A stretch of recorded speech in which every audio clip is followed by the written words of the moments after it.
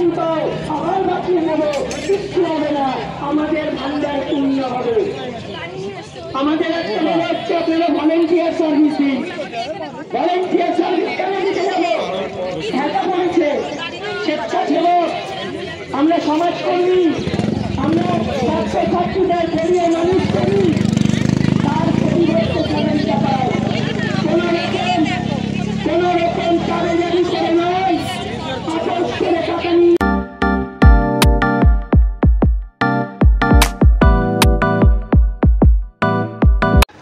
নমস্কার, সকলের সাথে সমাজের মাঝে অক্ষয় প্রতুল অকপট আছে।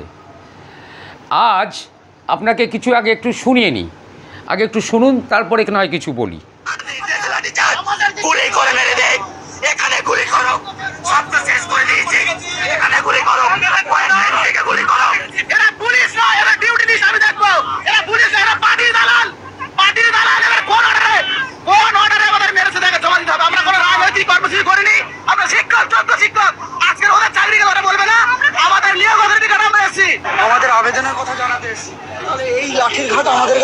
দেখুন, আমি এটা দেখাচ্ছি আপনাদের। টিচারের ওপর কি করে হাত তোলে, সেখানে আমাদের প্রতিবাদ হচ্ছিল। সেখানে হঠাৎ করে দেখলাম যে মহিলাদের উপর লাঠিচার্জ, মহিলা পুরুষ নির্বিশেষে পুরো লাঠিচার্জ হচ্ছে। আর ওনারা হেলমেট পরে ওনারা বসে আছে, সুরক্ষিত হয়ে আমাদের নির্বিশেষে লাঠিচার্জ করছে। আজকে আমরা যোগ্য, আমরা মান সম্মান আমাদের আজকে ধুলে জলাঞ্জলি যাচ্ছে, সেই জায়গা থেকে দাঁড়িয়ে আমরা এখানে প্রতিবাদ করতে এসেছি। আজকে সেই জায়গায় প্রতিবাদ, ওনারা কোথায় আমাদের সঙ্গে থাকবেন, তাহলে ওনারা আমাদের লাঠি চার্জ করছেন। এর থেকে স্তম্ভিত হওয়ার মতো কিছু নেই আমাদের, আর অবকাশ নেই। আমাদের ভাষা হারিয়ে ফেলছি আমরা। শুনলেন, এই যে আজকে কি হয়েছে, কসবা ডিআই অফিসে চাকরি হারা যোগ্য শিক্ষকেরা ডেপুটেশন দিয়ে বা যাই বলুন, স্মারকলিপি দিতে হোক বা তাদের দাবির জন্য কিছু বলবার জন্য গেছিল। ইতিমধ্যে সারা দুনিয়ায় আপনারা বিভিন্ন মিডিয়ার মাধ্যমে দেখতে পেয়েছেন যে সেখানে তারা পুলিশের লাঠি খেয়েছে, পুলিশের লাঠি পেটা খেয়েছে। কয়েক 72 ঘন্টারও আগে মুখ্যমন্ত্রী মমতা ব্যানার্জি, মাননীয় মুখ্যমন্ত্রী মমতা ব্যানার্জি ইনডোর স্টেডিয়ামে, নেতাজি ইনডোর স্টেডিয়ামে তার স্বভাবসিদ্ধ ভঙ্গিমায় সুপ্রিম কোর্টের রায় নিয়ে বক্তব্য রেখেছেন, সবাই দেখেছেন। একথাও বলেছেন আইনজীবী বিকাশ রঞ্জন ভট্টাচার্যকে আক্রমণ করেছেন, বা অন্য রাজ্যে ব্যাপক কেলেঙ্কারি বিজেপিদের ভূমিকা নিয়েও বলেছেন। কিন্তু আজকে পশ্চিমবঙ্গের এই যে পরিস্থিতি তৈরি করছেন, এর আগে অভয়ার হত্যাকাণ্ড নিয়ে, খুন হত্যা নিয়ে হয়েছে, উত্তাল হয়েছিল পশ্চিমবঙ্গ। আজকে একটা জিনিস, যে পুলিশ, তারাও তো শিক্ষিত হয়েই পুলিশ হয়েছে। বিভিন্ন জায়গায় দেখি পুলিশ খুব মানবতার সাথে কাজ করে, কিন্তু এই যে শিক্ষক, তাদের উপর লাঠিপেটা, এটা কি শোভনীয়? দেখতে থাকুন, আরও আমি আপনাদেরকে এই বিষয়ে আরও কিছু তথ্য তুলে ধরছি। পক্ষান্তরে আজ অভয়া বিচারের দাবিতে, অভয়ার খুন হত্যার তদন্ত বিচারের দাবিতে জুনিয়র্স ডক্টরস ফোরামের পক্ষ থেকে এবং অভয়া বিচারের জন্য সিজিও কমপ্লেক্স অভিযান করা হয়েছিল। সল্টলেকে সিবিআই দপ্তরে তারা আজকে সেখানে মিছিল করে অভিযান করেছিলেন। আজকে তাদের সেই জুনিয়র ডক্টরদের পক্ষ থেকেও এই যে অভয়ার বিচার, পশ্চিমবঙ্গের পরিস্থিতি এবং ডক্টরদের অভয়ার বিচারের দাবিতে যেমন তারা প্রেস কনফারেন্স করলেন, সেই সাথে আজকে যে শিক্ষকদের ওপর নির্বিচারে লাঠি পর্যন্ত মারা হলো, তারও প্রতিবাদ জানিয়ে তারা আজকে সাংবাদিক সম্মেলন, প্রেস কনফারেন্সের মাধ্যমে তাদের বক্তব্য তুলে ধরেছেন বা শুনিয়েছেন। সেটাও আপনাদের শোনাচ্ছি, শুনতে থাকুন। ওয়েস্ট বেঙ্গল জুনিয়র ডক্টরস ফ্রন্টের পক্ষ থেকে দীর্ঘ 8 মাস অতিবাহিত হওয়ার পর অভয়ার ন্যায় বিচারের যে লড়াই, সেই লড়াইয়ের পরিপ্রেক্ষিতে আমাদের এবং আজকে বর্তমান পশ্চিমবঙ্গ ঠিক কোন জায়গায় দাঁড়িয়ে, এই নিয়ে আমাদের যে মতামত, সেই মতামত আজকের এই প্রেস কনফারেন্সের মাধ্যমে আপনাদের কাছে রাখতে চাই। সমস্ত বাংলার সুবুদ্ধি সম্পন্ন মানুষ যারা আছেন, তাদেরকে আজকে ভেবে দেখার জন্য অনুরোধ করব, যে নাগরিকরা অভয়ার আন্দোলনে আমাদের পাশে ছিলেন, আমাদের পাশে এখনো থেকেছেন, আমাদের আন্দোলনে আকুণ্ঠ সমর্থন জানিয়েছেন, আমাদের যে সুর আমরা যে ধ্বনিত করেছি, আরজিকর দিচ্ছে ডাক, অভয়া বিচার পাক, তার সাথে সেই সুরের সাথে আপনারা সম্পৃক্ত হয়েছেন, তাদেরকে কিছু জিনিস ভেবে দেখার জন্য অনুরোধ রাখছি। আপনারা খেয়াল করে দেখুন, আজকে পশ্চিমবাংলায় যখন প্রায় 26,000 শিক্ষক তাদের যখন চাকরি আজ নেই, কেন নেই? সুপ্রিম কোর্টের যে রায় তার পরিপ্রেক্ষিতে তারা আজ শিক্ষক হারা, চাকরি হারা। কিন্তু এই দায় কার? আমরা পরিষ্কারভাবে মনে করি এর দায় রাজ্য প্রশাসন, রাজ্য সরকারের, তার শিক্ষামন্ত্রী, তার ক্যাবিনেট, তার জেলায় জেলায় বিভিন্ন দলের যে শাসক দলের জায়গা, তারা এই দুর্নীতির করেছে। এই দুর্নীতির শিকার আজ এই 26,000 শিক্ষক। আপনারা দেখুন, তারা যখন এই প্রতিবাদের জায়গাতে আসছে, তারা যখন এই লড়াইয়ে তাদের চাকরি ফিরিয়ে আনার জায়গা বলছে, যোগ্য অযোগ্য বেছে দিতে বলছে, তাদের উপর আজকে যেভাবে পুলিশি নির্যাতন হয়েছে, এই নির্যাতনকে ওয়েস্ট বেঙ্গল জুনিয়র ডক্টরস ফ্রন্টের পক্ষ থেকে আমরা এই পুলিশের যে বর্বরচিত যে ঘটনা, একে ধিক্কার জানাই। আমরা মনে করি স্বাধীন পশ্চিমবাংলা, স্বাধীন ভারতবর্ষ হওয়ার পর এইরকমভাবে পুলিশের উপর আক্রমণ, একটা শান্তিপূর্ণ মিছিলের উপর আক্রমণ কখনো হয়েছে কিনা আমাদের ভেবে দেখার প্রয়োজন আছে। ওয়েস্ট বেঙ্গল জুনিয়র ডাক্তার ফ্রন্টকেও ঠিক সেইভাবে নানানভাবে হেনস্থা করার শিকার আজকে ঘটতে হচ্ছে। আজকে শিক্ষকদেরকে যে অন্যায় অবিচার সহ্য করতে হচ্ছে, জুনিয়র ডক্টর ফ্রন্টের আন্দোলনকারীদেরকে সেই সেম কনসিকুয়েন্সের মধ্যে দিয়ে যেতে হচ্ছে। আপনারা দেখেছেন অনশন আন্দোলনের সময় একজন রিক্সা, একজন ট্রলি যখন আমাদের খাট বয়ে নিয়ে যাচ্ছে অনশন মঞ্চের জন্য, তাকে কিভাবে হেনস্থা করা হচ্ছে। ঠিক সেই রকমই আজকে দেবাশিস দাকে তার বাড়িতে পুলিশ যাচ্ছে কটার সময়? রাত 3টের সময়। 3 জন সিভিক ভলান্টিয়ারকে সাথে নিয়ে বাড়িতে কলিং বেল টিপে একটা নোটিশ দিয়ে আসছে, কিনা আপনারা ইনকোয়ারিতে জয়েন করুন। কিঞ্জলদার বাড়িতে কখন যাচ্ছে? ঠিক সকালবেলায় ভোর 5:30 6টার সময়। এই তো অবস্থা। ইনকোয়ারিতে ডাকছেন, কিসের জন্য ইনকোয়ারি? কি ইনকোয়ারি? কে কি কমপ্লেন জানান আমাদের, আমরা জানতে চাই। পুলিশ বলছে না, আমরা কমপ্লেন জানাতে বাধ্য না। কমপ্লেন যখন তুলে দেখলাম, তখন দেখলাম কি কমপ্লেন না, রাজু ঘোষ নামে একজন ব্যক্তি, সে সুনির্দিষ্ট কিছু কমপ্লেন করেছে। তার কি বক্তব্য? যে আপনারা ইললিগাল উপায়ে নাকি টাকা তুলেছেন, নাশকতামূলক শখের আপনারা পরিকল্পনা করেছেন। আমি আজ সাধারণ এই সংবাদ মাধ্যমের জায়গা থেকে বলতে চাই সারা পশ্চিমবাংলার মানুষের কাছে, যে আপনারা বলুন, আপনারা আমাদের আন্দোলনের সাথে সুস্পষ্টভাবে ছিলেন। এই সংবাদ মাধ্যম, এই গণমাধ্যম, আপনারা সবাই আমাদের আন্দোলনকে দেখেছেন দিনের আলোর মতন পরিষ্কার। তাহলে আপনারা কিভাবে এই কথা, এই অভিযোগ তুলতে পারেন? কে এই রাজু ঘোষ? এই রাজু ঘোষ শাসক দলের একজন নেতা। কি তার পরিচয়, কি তার বায়োডেটা আমরা যখন দেখতে গেলাম, তখন আমরা দেখলাম, প্রথমে আমরা নিজেদের আত্মসমালোচনার জায়গা রাখি, যে দেখি তো কি অভিযোগ। তিনি নাকি 5,000 টাকা দিয়েছেন। কোর্ট ম্যাজিস্ট্রেটও তাকে, বিধাননগর ম্যাজিস্ট্রেটও তাকে প্রশ্ন করেছে যে আপনি যে টাকা দিয়েছেন তার রিসিপ্টটা দেখি তো ভাই। রিসিপ্ট দেখাতে পারছেন না। তখন তিনি বলছেন, না আমি দিইনি, আমার ওয়াইফ দিয়েছে। তখন বলছে যে আপনার ওয়াইফ যদি দিয়েছেন তাহলে আপনার ওয়াইফ কমপ্লেন করতে পারতো, তো তাহলে আপনি কেন কমপ্লেন করছেন? কি ইন্টেনশন, আপনার কি মোটিভ বলুন আপনি। তাহলে এই রাজু ঘোষ কে? এই জনৈক রাজু ঘোষ। এই রাজু ঘোষ সেই ব্যক্তি যার নামে সেবির অভিযোগ 6.5 লাখ টাকা, 6.5 কোটি টাকার। তাহলে এই হচ্ছে সেই ব্যক্তি যে অভিযোগ করছে একটা ন্যায়সঙ্গত আন্দোলনে জুনিয়র ডাক্তারদের যে লড়াই, সেখানে সাধারণ মানুষ যেভাবে আকুণ্ঠ সমর্থন জানিয়েছে, সেই আকুণ্ঠ সমর্থনের প্রতি যে কোনো গণ আন্দোলনে ইতিহাসের জায়গা থেকে আপনারা যদি দেখেন, তাহলে দেখতে পাবেন অগণিত গণ আন্দোলনে ঠিক এইভাবেই সাধারণ মানুষকে সমর্থন জানিয়েছে। স্বাধীন ভারতের আগেও স্বদেশী আন্দোলনের জায়গায়, স্বাধীন ভারতের পরে যে এই প্রথম আন্দোলন হলো এরকম তো নয়, এর আগেও হাজার আন্দোলন হয়েছে। সেই আন্দোলনেও সাধারণ মানুষ টাকা দিয়েছে, সাধারণ মানুষ বিভিন্ন রকম ভাবে রাজনৈতিক পালাবদলও ঘটেছে।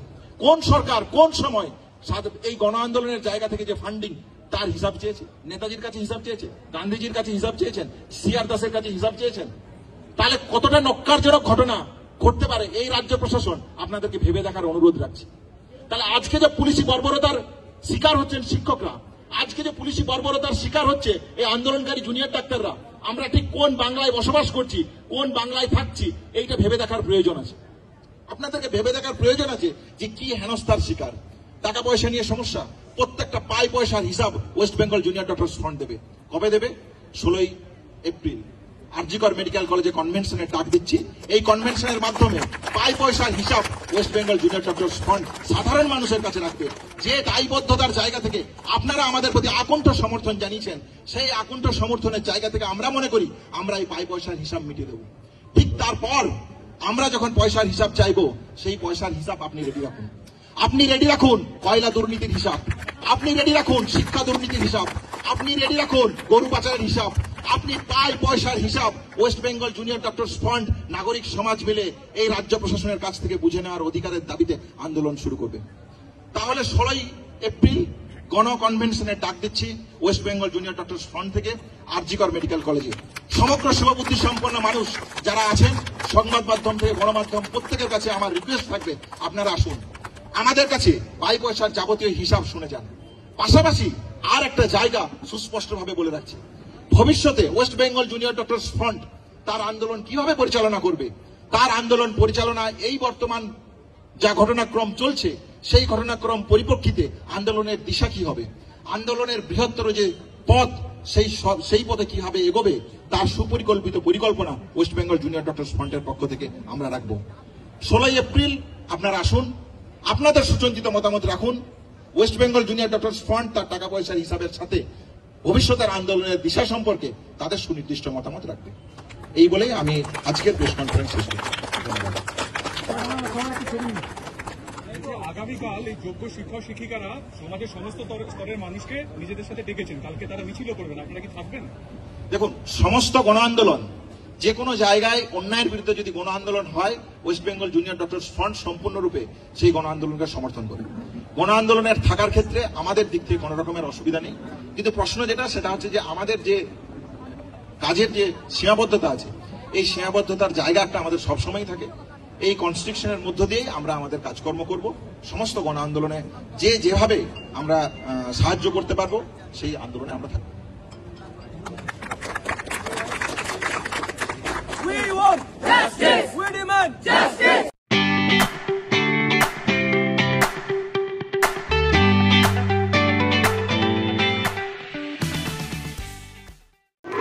পরে এই ক্ষেত্রে ওনার কোনো অসুবিধা হবে কিনা এটা উনি বলতে পারবেন। ডিআই অফিসে গিয়েছিলেন কেন? তারা গিয়েছিলেন প্রতিবাদ জানাতে, আন্দোলন করতে। তাহলে আমার বক্তব্য হচ্ছে যে নেতাজি ইন্ডোরে মিটিং এর পর মুখ্যমন্ত্রী বার্তা দেওয়ার পর ঘটনাটা দুর্ভাগ্যজনক, নিন্দাজনক, এগুলো যেমন একদিকে সবই সত্যি, আবার এটাও সত্যি যে মুখ্যমন্ত্রীর নেতাজি ইন্ডোরে মিটিং এর পর তাদের নেতৃস্থানীয় সঙ্গে আমার বৈঠক হয়েছে। আমরা বলেছি তাদের সর্বতভাবে, মানবিকভাবে, আইনিভাবে কিভাবে যোগ্য বঞ্চিত শিক্ষকদের চাকরি ফেরত দেওয়া যায়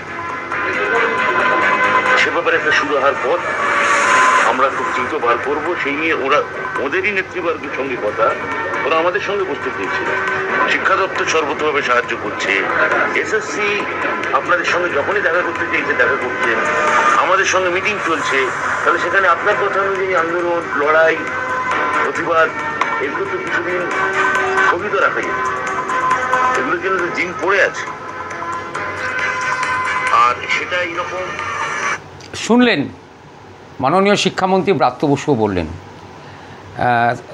ব্যাপারটা হচ্ছে শিক্ষকরা কেন ডিআই অফিস আন্দোলন করতে যাচ্ছেন, মুখ্যমন্ত্রী তো আশ্বাস দিয়েছেন, সরকার সচেষ্ট হচ্ছে, কিন্তু সকলের একটাই প্রশ্ন এবং বিভিন্ন শিক্ষাবিদদেরও প্রশ্ন, আইনজ্ঞদেরও একই প্রশ্ন, যে এতদিন ধরে হাইকোর্ট, সুপ্রিম কোর্টে যখন হেয়ারিংয়ের পর হেয়ারিং হচ্ছিল তখন এই যোগ্য অযোগ্য বাছাইয়ের ক্ষেত্রে কেন সঠিক সদর্থক ভূমিকা নেওয়া হলো না।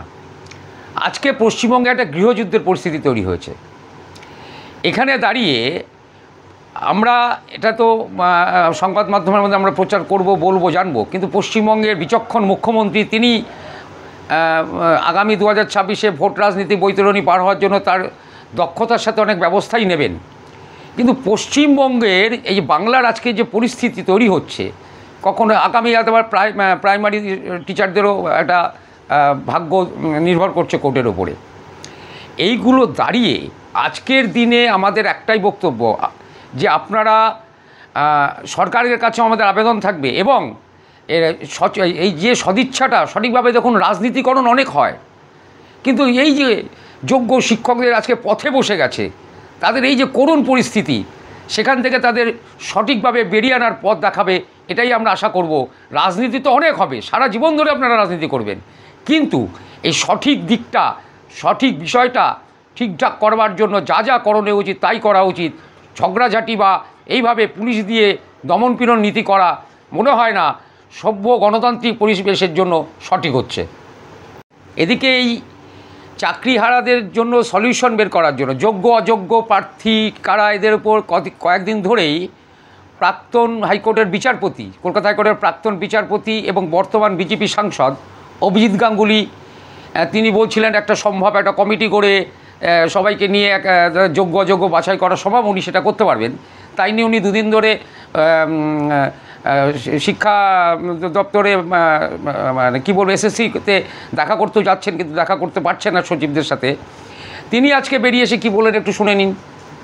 কথা বলে একটা সিদ্ধান্ত নেবেন, তবে আমরা আশা করি তিনি এই যোগ্য এবং অযোগ্যদের লিস্ট পাবলিশ করে দেবেন। আমি শিক্ষামন্ত্রীর সঙ্গে যোগাযোগ করে কালকে একটি টিভি চ্যানেলে যেরকম প্রস্তাব হয়েছিল গিয়ে শুনলেন, এর পক্ষান্তরে শিক্ষামন্ত্রী ব্রাত্য বসু, পশ্চিমবঙ্গের শিক্ষামন্ত্রী ব্রাত্য বসু, তিনিও কিছু বলেছেন এর পক্ষান্তরে, অভিজিৎ গাঙ্গুলির কথার পক্ষান্তরে। সেটাও আপনাদের একটু শোনাই, আপনারা শুনতে থাকুন।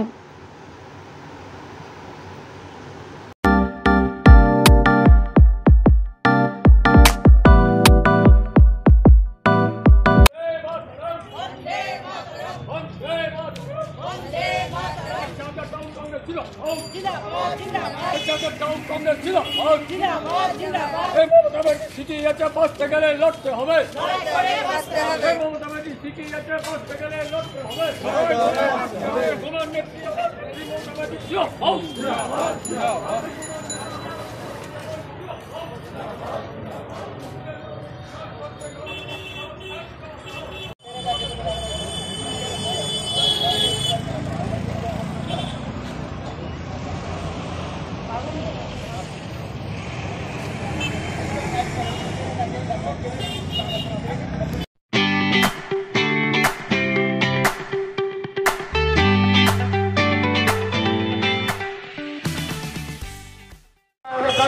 মুখ্যমন্ত্রী জব চাই, জব দুর্নীতিকে ধামাচাপা দেওয়ার জন্য তথ্য প্রমাণ লোপাট করা হলো কেন? মুখ্যমন্ত্রী জব চাই, জব